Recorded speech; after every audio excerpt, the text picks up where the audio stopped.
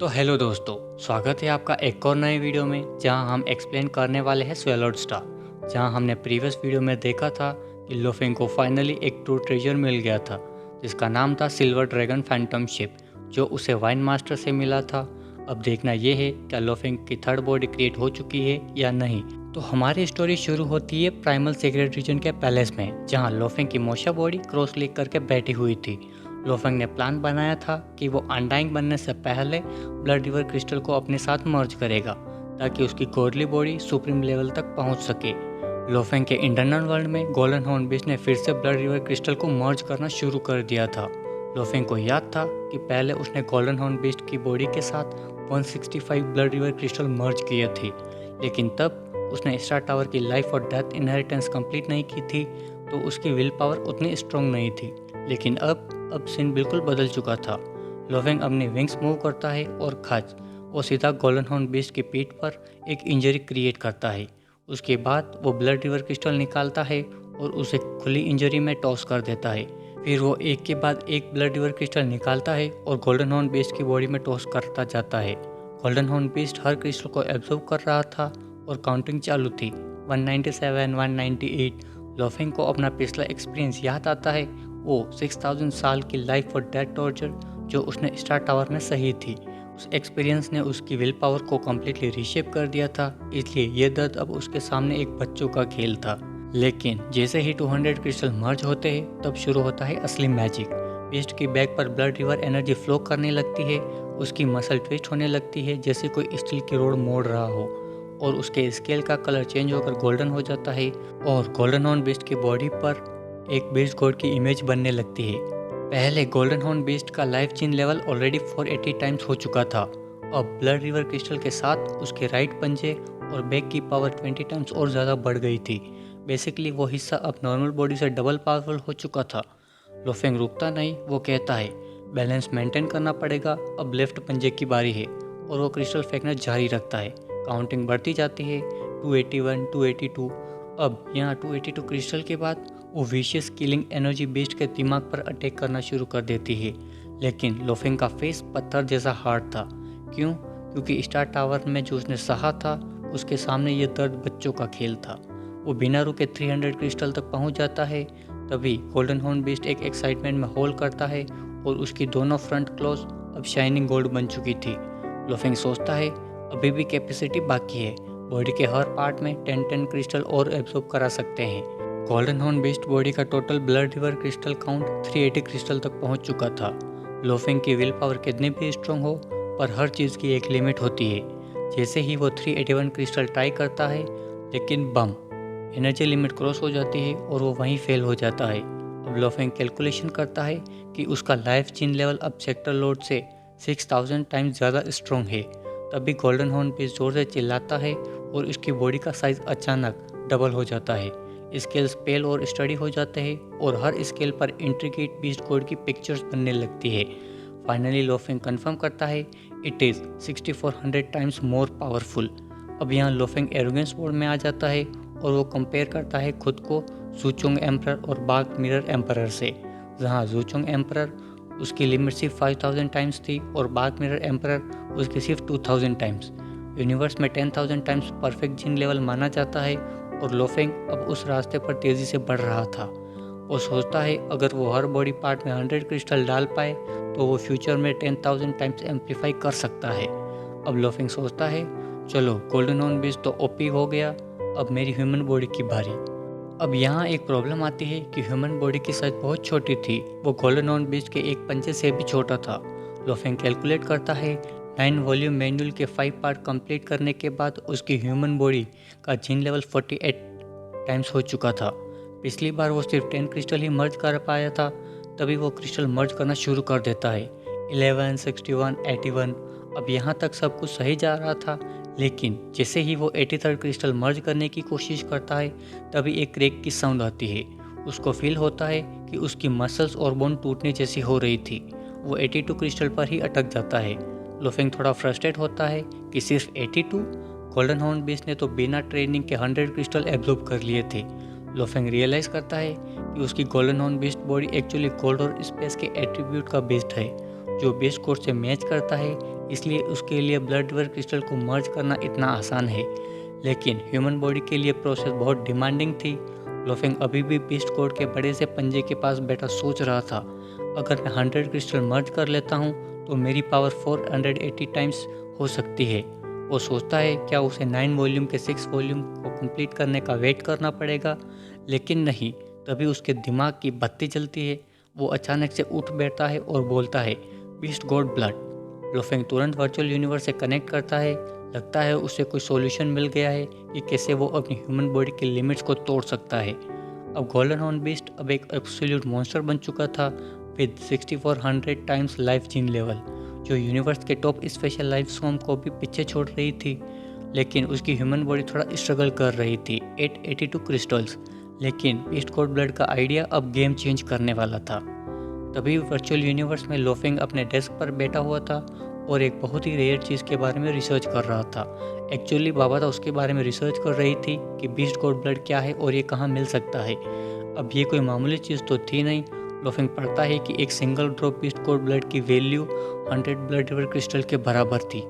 आपको याद होगा कि ब्लड रिवर क्रिस्टल कितने पावरफुल होते हैं, राइट? नॉर्मली लोग 100 क्रिस्टल एब्जॉर्ब करते हैं, लेकिन बीस्ट गॉड ब्लड का यूज़ करके एविल एनर्जी और पेन को कम किया जा सकता है। लोफेंग सोचता है, यार ये रिसोर्सेज तो बहुत ही स्ट्रिक्टली मैनेज होते हैं। बड़े बड़े एम्परर्स को भी एक्शन में वेट करना पड़ता है इनके लिए। लेकिन अपने लोफेंग का कॉन्फिडेंस नेक्स्ट लेवल पर था। वो भी बीस्ट गॉड ब्लड के लिए एप्लीकेशन फिल कर देता है। लेकिन कुछ ही देर में स्क्रीन पर एक फॉक्स ह्यूमन रेस की लड़की दिखाई देती है, मतलब एक कस्टमर सर्विस। लोफेंग सीधा पॉइंट पे आता है और कहता है, I need beast God blood. वो लड़की सिस्टम चेक करती है और हैरान रह जाती है। वो बोलती है, सर कोटा के हिसाब से आपको 50 ड्रॉप्स फ्री में मिलेंगी। अब यहाँ पे आता है थोड़ा सा ट्विस्ट। वो लड़की बाहर से तो स्माइल कर रही थी, पर अंदर से पूरी शॉक में थी। क्यों? क्योंकि इवन यूनिवर्स नाइट और यूनिवर्स मास्टर को भी ये रिसोर्सेज फ्री में नहीं मिलते थे। उन्हें कंट्रीब्यूशन पॉइंट देकर खरीदने पड़ते थे। इवन एम्परर्स को मैक्स 10 क्रिस्टल मिलते थे। वो लड़की समझ जाती है कि ये सामने बंदा कोई नॉर्मल नहीं है। तभी उसके दिमाग में आता है, लगता है ये पक्का ब्लेड रिवर एम्परर है। लोफेंग 30 ड्रॉप ऑर्डर करता है और अपना एड्रेस प्राइमल सीक्रेट रीजन डाल देता है। डिलीवरी कंफर्म करके लोफेंग कॉल कट करता है और स्माइल करता है, फ्री स्टफ, नाइस। उसको रियलाइज़ होता है कि ह्यूमन रेस ने उसके लिए स्पेशल कोटा रखा है, बिकॉज वो एक सुपर जीनियस है और उसको अपनी ट्रेनिंग के लिए रिसोर्सेज की काफ़ी ज़रूरत है। उसको कैलकुलेट करते हुए समझ आता है कि उसकी original earthling body already 82 blood river crystal merge कर चुकी है। उसको लिमिट तक पहुंचने के लिए बस 18 ड्रॉप्स बेस्ट गॉड ब्लड की ज़रूरत है। सिर्फ 3 ही घंटे में डिलीवरी आ जाती है। और भाई, डिलीवरी बॉय कोई आम इंसान नहीं बल्कि एक अनडाइंग लेवल का सर्वेंट था। लोफेंग डिलीवरी बॉक्स लेके सीधे अपने इंटरनल वर्ल्ड में जाता है और सिल्वर सूटकेस ओपन करता है। अंदर 30 ट्रांसपेरेंट ट्यूब्स थी जिनमें गोल्डन लिक्विड चमक रहा था और उसमें से बीस्ट गॉड की रोरिंग सुनाई दे रही थी।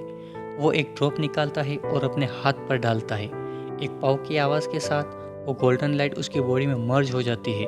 लोफेंग कहता है, ये तो पानी पीने जैसा आसान है। केओस लीडर ने कहा था कि ये इजी होगा और वैसा ही हुआ। लोफेंग एक के बाद एक ड्रॉप मर्ज करता जाता है। जैसे ही 18 ड्रॉप्स कंप्लीट होती है, 19 ड्रॉप्स मर्ज नहीं होती। वो बस उसके हाथ पर लुढ़कती रहती है। इसका मतलब अब लिमिट क्रॉस हो गई है और अब वक्त आता है असली ट्रांसफॉर्मेशन का। लोफेंग पावर एक्टिवेट करता है और होम, तभी एक एंशिएंट फोर्स उसकी बॉडी से निकलती है। उसकी स्किन पर स्केल्स बन जाते हैं। उसके चेस्ट पर एक रोरिंग बीस्ट गॉड की रियलिस्टिक इमेज बन जाती है और उसका गोल्डन ऑरा उसकी बॉडी को कवर कर लेता है। लोफेंग चेक करता है कितनी पावर बढ़ी, सिर्फ 3000 टाइम्स। यह देखकर वो थोड़ा कंफ्यूज हो जाता है। थ्योरेटिकली 100 क्रिस्टल से 100 टाइम पावर बढ़नी चाहिए थी, जैसे गोल्डन हॉर्न बीस्ट की बढ़ी थी। लेकिन उसकी अर्थलिंग बॉडी पहले 48 टाइम्स स्ट्रॉन्ग थी और अब 3000 टाइम्स स्ट्रॉन्ग। लोफेंग को लग रहा था शायद स्पेशल लाइफ फॉर्म जैसे बीस्ट गॉड का ब्लड वक्त के साथ वीक होता जाता है या दूसरी स्पेसीज पर कम असर करता है। खैर, वो ज़्यादा टेंशन नहीं लेता क्योंकि उसके पास असली चीट कोड है, उसका 9 वॉल्यूम मैनुअल। अब आता है स्टोरी का मेन हाईलाइट। टाइम स्किप होता है और लगभग 100 साल बीत जाते हैं। सीन शिफ्ट होता है लोफेंग के इंटरनल वर्ल्ड में। वहाँ गोल्डन हॉर्न बीस्ट और मोशो बॉडी दोनों आसमान की तरफ देख रहे थे। आसमान में एक 6000 माइल्स लंबा गोल्डन एग फ्लोट कर रहा था। लोफेंग सोचता है, क्या निकलेगा इसमें से, कोई समुंदर टाइप लाइफ फॉर्म, क्योंकि अब तक सस्पेंस बना हुआ था। तभी एक क्रेक की आवाज़ आती है और सामने उस एग पर फ्रैक्चर्स आने लगते हैं और देखते ही देखते लोफिंग की सांसें थम जाती है। सिर्फ कुछ ही मिनट में वो पूरा गोल्डन एग टूट जाता है और जो बाहर निकलता है वो देखकर सब लोग दंग रह जाते हैं। वहाँ कोई जानवर नहीं, कोई पानी नहीं, वहाँ आसमान में एक जाइंट मैन खड़ा था जो 6000 माइल्स लंबा था। उसकी बॉडी परफेक्ट थी, ऑलमोस्ट एक्सोटिक, स्किन स्पार्कलिंग और क्रिस्टल जैसी, और बॉडी के अंदर ब्लडी थ्रेड्स फ्लो कर रहे थे। लोफिंग अपनी आंखों पर यकीन नहीं कर पा रहा था। वो खुशी से चिल्ला उठता है, मेरी third body flash and blood से बनी है। तभी लोफिंग के इंटरनल वर्ल्ड में एक ज़बरदस्त खुशी की लहर दौड़ती है। उसकी हंसी पूरे इंटरनल वर्ल्ड में शॉकवेव की तरह फैल जाती है। क्यों? क्योंकि उसने रिमोट ओशन बॉडी को चूज़ किया था उसके बाउंडलेस गॉडली पावर के लिए, और अब उसे एक सरप्राइज मिला था क्योंकि उसकी ये third body flash and blood type है। इसका मतलब ये है कि ये बॉडी 9 वॉल्यूम मैनुअल को प्रैक्टिस कर सकती है। 9 वॉल्यूम मैनुअल सिर्फ एक flash and blood creature he use कर सकते हैं, और जब ये बॉडी इसे सीख सकती है तो फ्यूचर में इसका पोटेंशियल अनलिमिटेड हो सकता है। लोफिंग सोचता है कि शायद एक दिन ये बॉडी खुद 9 रिमोटर्स मास्टर को टक्कर दे सकती है। अब सीन शिफ्ट होता है लोफिंग के नए सेटअप पर। अब ऑफिशियल हो चुका है, लोफिंग के पास 4 बॉडीज है। Original earthling body, golden horn beast body, मोशा बॉडी और अब नई body remote ocean body. Luo Feng का कॉन्फिडेंस नेक्स्ट लेवल पर था। उसे लगता है कि इन बॉडीज़ के साथ उसे यूनिवर्स का ग्रेट बीइंग बनने से कोई नहीं रोक सकता। वो कहता है, सीड प्लांट हो चुका है, अब मेरी मेहनत डिसाइड करेगी कि मैं एक कमज़ोर पौधा बनूं या एक मजबूत पेड़। अब ज़रा रिमोट ओशन बॉडी के स्पेक्स देखते हैं। ये बॉडी दिखने में एकदम एक्सक्लूसिव है, एक जाइंट बॉडी जो ऑलमोस्ट 6000 माइल्स लंबी है। लोफिंग चेक करता है तो पता चलता है कि इसका life gene level sector load से 300 टाइम्स ज़्यादा है। कंपेयर करें तो वर्ल्ड ट्री का लेवल 1000 टाइम्स होता है। इसी रीज़न से लोफिंग वर्ल्ड ट्री को ब्रीड नहीं कर पाया था। लेकिन यहाँ एक मिस्ट्री थी। यूजुअली लाइफ जीन लेवल जितना हाई होता है शायद उतना ही बड़ा होता है, पर 300 टाइम्स लाइफ जीन लेवल के हिसाब से ये बॉडी कुछ ज़्यादा ही बड़ी थी। प्लांट या रोग रेस के क्रिएचर बड़े होते हैं, जैसे cloud contact wine 1 billion miles तक लंबी हो सकती है, पर रिमोट ओशन बॉडी तो फ्लैश एंड ब्लड है, तो ये इतना बड़ा कैसे है? लोफिंग सब ध्यान से एग्जामिन करता है तो उसे रियलाइज़ होता है कि इस बॉडी की बोन्स, मसल और ब्लड में लो एनर्जी फ्लो कर रही है, जिसमें कुछ हिडन इन्फॉर्मेशन थी। और अब यहाँ आता है सबसे बड़ा रिवील। 9 रिमोटनेस मास्टर के पास टैलेंट टेक्निक है और लोफिंग की इस नई बॉडी के पास भी 2 स्पेसिफिक टेक्निक है, एक ट्रांसफॉर्म ओशन और दूसरी क्रिएशन। रिमोट ओशन बॉडी की पहली टेक्निक ओशन ट्रांसफॉर्मेशन लोफिंग को अलाउ करती है कि वो इंस्टेंटली अपनी बॉडी को एक ओशन में बदल सकता है। इस ओशन के अंदर का टाइम और स्पेस पूरी तरह उसके कंट्रोल में होगा। जैसे जैसे बॉडी स्ट्रांग होगी, टाइम और स्पेस पर कंट्रोल बढ़ता जाएगा और उसका ओशन भी उसके टाइम के साथ बढ़ता जाएगा। ये वैसा ही है जैसे 9 रिमोटनेस मास्टर अपने ओशन में इतना पावरफुल है कि दूसरे यूनिवर्स मास्टर वहाँ घुसने की हिम्मत भी नहीं करते। रिमोट ओशन बॉडी की दूसरी टेक्निक थी क्रिएशन। जब बॉडी ओशन बन जाती है तो उसका फ्लैश और ब्लड ब्लडी सी में तब्दील हो जाता है। फिर लोफिंग इस टेक्निक से ओशन की एनर्जी यूज़ करके नई लाइफ फॉर्म क्रिएट कर सकता है। अगर वो इसमें मास्टर बन गया तो वो पूरी एक नई रेस क्रिएट कर सकता है जो पूरी तरह उसके कंट्रोल में होगी। लोफिंग समझ जाता है कि 9 रिमोटनेस वर्ल्ड की इंडिजिनियस रेस शायद ऐसे ही क्रिएट की गई थी। लोफिंग बहुत एक्साइटेड हो जाता है, उसे वो सब मिल गया जो उसे चाहिए था, स्पेस और टाइम कंट्रोल करने वाली टेक्निक और एक फ्लैश एंड ब्लड वाली बॉडी। लेकिन कहानी में ट्विस्ट अब आता है। लोफिंग कंफ्यूज है कि उसके ब्लड का साइज इतना छोटा क्यों है। उसकी टेक्निक्स कहती है डायमीटर 60,000 माइल्स होगा, लेकिन 9 रिमोटनेस मास्टर वर्ल्ड के प्रिंस और उसके मास्टर का ओशन तो मिलियन और बिलियन टाइम्स बड़े थे। इवन एक सेक्टर लॉर्ड प्रिंस का ओशन भी 50 मिलियन माइल्स का था। उनके सामने तो लोफिंग का रिमोट ओशन एक चींटी के बराबर था। लोफिंग ट्राई करने के लिए चिल्लाता है ओशन ट्रांसफॉर्मेशन, और होंग लोंग करके उसकी बॉडी मेल्ट होकर एक सरप्राइजिंग ब्लड सी में तब्दील हो जाती है। उसे टाइम और स्पेस का सेंस होता है, लेकिन उस पर कंट्रोल अभी भी वीक था क्योंकि वो सेक्टर लॉर्ड लेवल पर ही है। वो कोशिश करता है ओशन को बड़ा करने की, पर चाहे वो जितनी भी कोशिश करे उसका डायमीटर 60,000 माइल्स पर ही अटका रहता है। लोफिंग के इंटरनल वर्ल्ड में लोफिंग की अर्थलिंग बॉडी, मोशा बॉडी और गोल्डन हॉर्न बीस्ट बॉडी सब हैरान होकर देख रहे थे। आखिर क्यों? 9 इमोर्टल्स मास्टर और 108 प्रिंस के ओशन तो इतने मैसिव है। तभी लोफेंग के दिमाग की बत्ती जलती है। वो सोचता है कुछ तो गड़बड़ है। मैं जब चाहूँ ओशन बन सकता हूँ और वापस ओरिजिनल बॉडी में आ सकता हूँ। लेकिन उन प्रिंस के ओशन और 9 इमोर्टल्स ओशन तो 100 ऑफ मिलियंस ऑफ ईयर से सिर्फ अपनी जगह से हिले ही नहीं है। 9 इमोर्टल्स ओशन का डायमीटर 10 लाइट ईयर से ज़्यादा है और वो हमेशा एंसेस्ट्रल गॉड सीक्रेट रीजन में ही रहता है।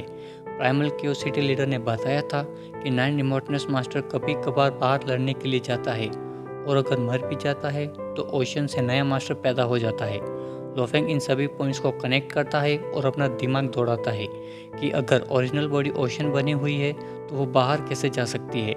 इसका मतलब जो बाहर जाती है वो ओरिजिनल बॉडी नहीं बल्कि उसकी एक क्लोन बॉडी है। इसका रिजल्ट ये निकलता है कि 9 इमोर्टल्स मास्टर ने अपनी ओरिजिनल बॉडी को हमेशा के लिए ओशन में ही कन्वर्ट कर दिया है।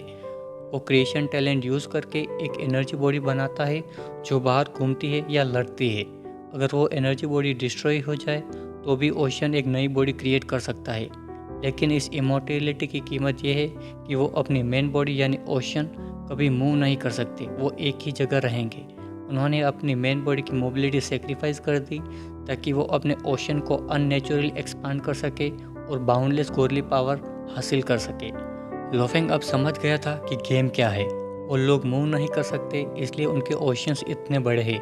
पर अब भी एक सवाल लोफेंग के दिमाग में घूम रहा था, आखिर उन्होंने अपने ओशन को एक्सपांड किया कैसे। लोफेंग का 60,000 माइल्स का ओशन उनके 50 मिलियन माइल्स या 60 बिलियन माइल्स के सामने कुछ भी नहीं है। जनरली अनटाइम बनने से भी साइज चेंज नहीं होता, तो फिर 9 इमोर्टल्स मास्टर और उसके प्रिंस ने ये मेरेकल अचीव कैसे किया।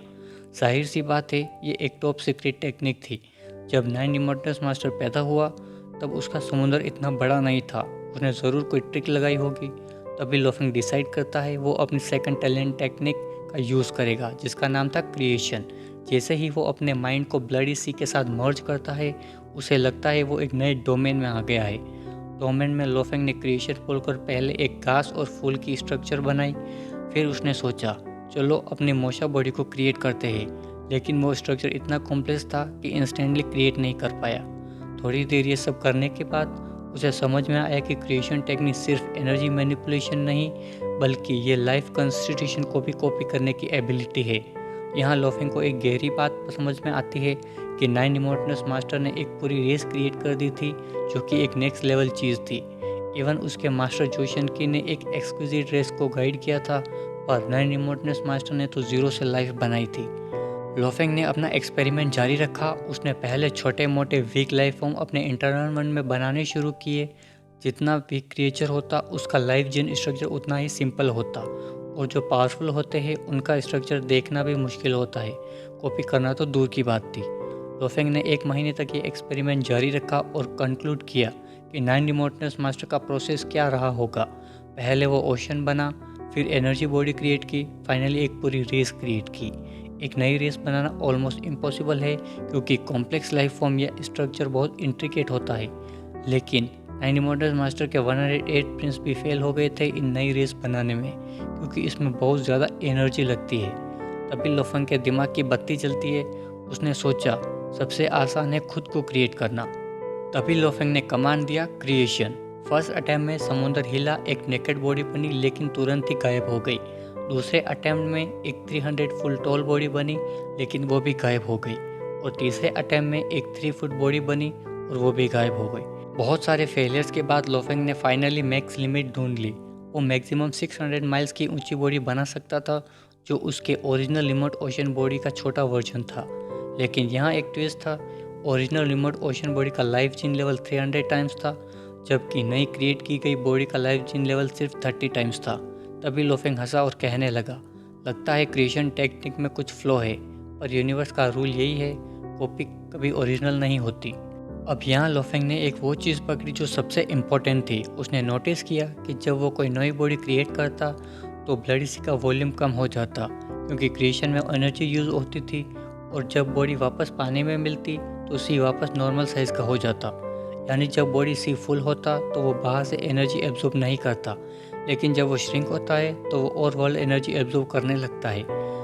तभी लोफेंग को एक आइडिया आता है। वो सबसे पहले एक नई रिमोट ओशन बॉडी को क्रिएट करता है जिससे ओशन का वॉल्यूम कम हो और फिर वो bloody ocean world energy absorb करके सी को वापस फुल साइज पे ले आता है। अब वो वापस उस क्रिएट की गई बॉडी को वापस पानी में मिला देता है और जैसे ही नई बॉडी वापस ब्लडी ओशन में मिलती है, ओशन का वॉल्यूम बढ़ गया और स्पेस एक्सपेंड हो गया।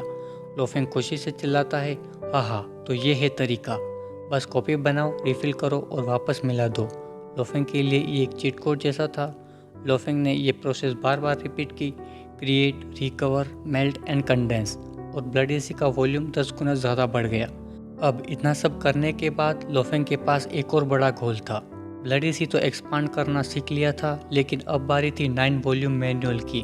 अब रिमोट ओशन बॉडी का करंट जिन लेवल 300 टाइम्स था और लोफेंग को पता था कि अगर वो 9 वॉल्यूम मैनुअल के 5 वॉल्यूम को कंप्लीट कर लेता है तो उसका लाइफ जिन लेवल 48 टाइम्स तक बढ़ सकता है। अगर सीधी भाषा में कहे तो 300 पहले का और 48 टाइम्स इंक्रीज, मतलब टोटल एम्प्लीफिकेशन 14,400 टाइम्स।